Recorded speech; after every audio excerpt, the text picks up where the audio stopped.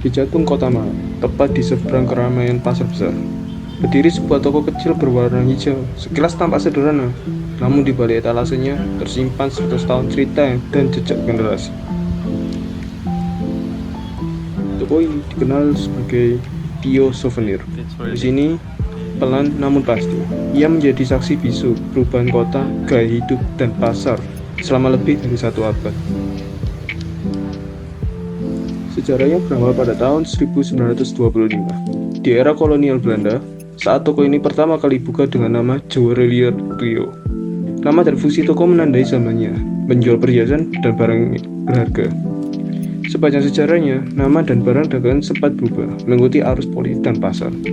Pada masa Orde Baru, penggunaan nama asli sempat diubah, dan di era modern, toko ini kemudian mengadopsi nama Tio Souvenir yang kita kenal hari ini.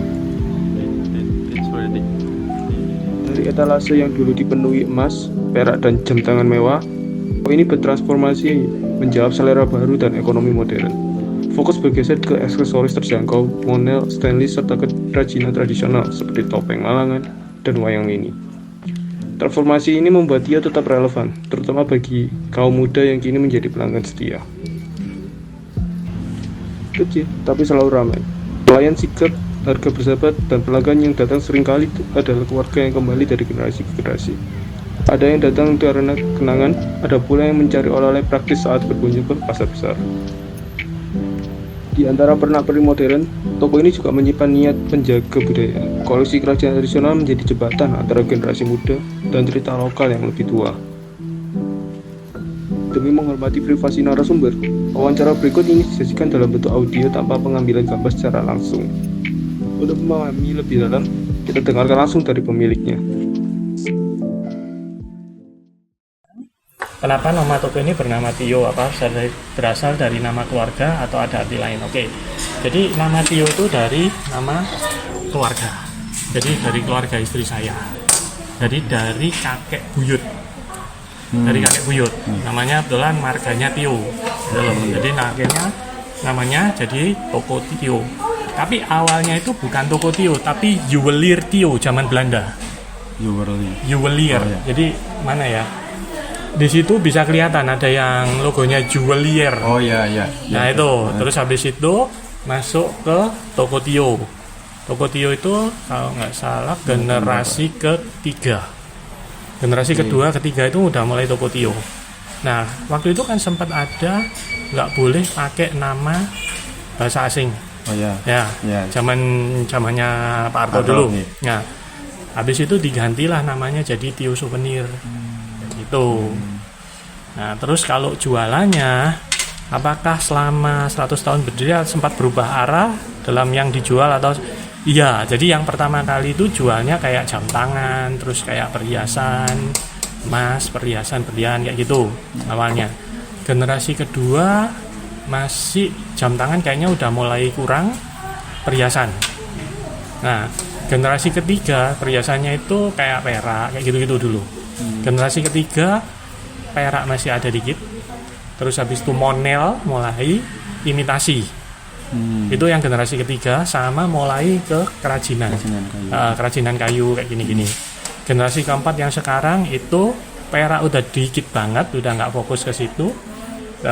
Stainless sekarang yang baru sama monel masih ada. Imitasi kita udah mulai kurangin sama yang kerajinan kayu masih ada. Nah, perubahan-perubahannya itu alasan spesifiknya itu apa kok? Apa karena cuman berkurangnya peminat aja atau? Yang pertama karena penerusnya nggak menguasai bidang daan. Jadi kalau yang dulu kita kan waktu masih punya kayak ada tukang apa itu, kita masih terima pesanan. Nah sekarang tukang udah nggak ada, otomatis nggak bisa terima. Terus kalau yang berlian dulu itu masih ada yang bisa ngecek. Sekarang udah nggak bisa, mulai generasi ketiga udah nggak bisa. Jadi kita udah nggak main di situ kayak gitu.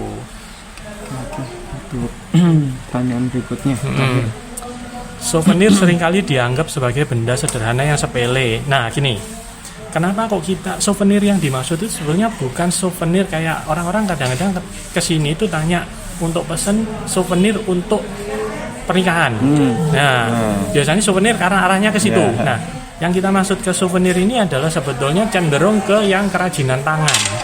Jadi kalau orang misalnya dari luar kota atau kebetulan dari luar negeri mampir, apa yang kepingin dibawa pulang ke daerahnya atau ke negaranya sebagai souvenir, itu yang kita maksud sebetulnya.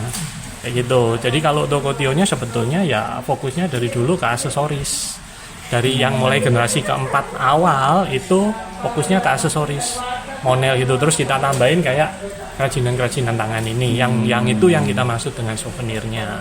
Oke, berarti Kayak gitu. ini souvenirnya dari berbagai daerah itu ya? Dari Saya berbagai lihat. daerah dan terutama daerah pengrajin asalnya. Oh. Jadi kalau misalnya kayak topeng Malangan, kita cari yang betul-betul yang dari Malang. Terus kalau misalnya kayak yang wayang golek yang bagus di Jawa Barat, kita ambilnya carinya langsung ya? pengrajinnya yang di Jawa Barat. Kalau yang batian, yang halus-halus, yang bagus-bagus misalnya di daerah Jawa Tengah, ya kita ambilnya juga dari Jawa Tengah kayak gitu. Oke. Wis, cukup ya mungkin. Gitu. Sepertinya udah cukup ya. Sama-sama, terima kasih. Terima kasih. Sama-sama ya. Kok izin?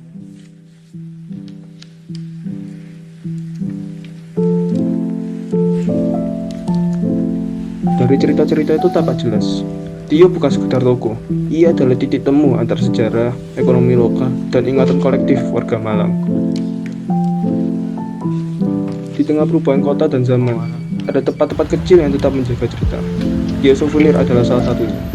Sebuah toko ratusan kenangan dan harapan, agar tradisi terus bisa diceritakan ke generasi berikutnya.